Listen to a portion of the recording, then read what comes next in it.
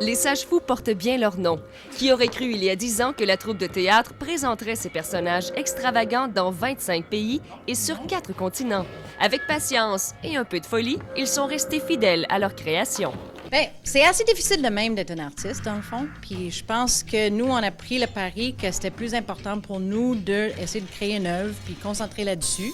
Pour être un artiste, il faut faire vue de pauvreté, d'abord. Puis après ça, se tenir à la création de son œuvre. Après les spectacles Paradissimo et Bizarium Aquarium présentés dans les rues, ils sont de retour dans leur atelier pour nous inviter à leur cirque minimaliste. Naturellement, on en est venu à un décor de cours à scrap. On a beaucoup étudié la rouille puis toutes les affaires un peu vieux. Ouais, sales.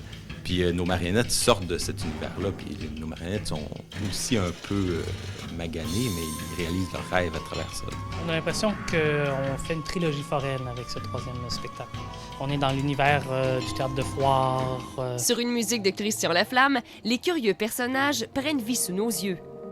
Les Sages-Fous seront cet été en spectacle dans le Vieux-Trois-Rivières et repartiront conquérir le globe à coups de baguette l'an prochain. Une autre année ici, on a dit non à plusieurs tournées un peu partout avec le Bizarium pour pouvoir consacrer sur cette création ici. Parce qu'on sait que dès 2011, il va partir et puis ça se peut qu'il ne revient jamais. Donc, on veut vraiment être à côté de notre atelier, puis travailler, puis retravailler, puis peaufiner.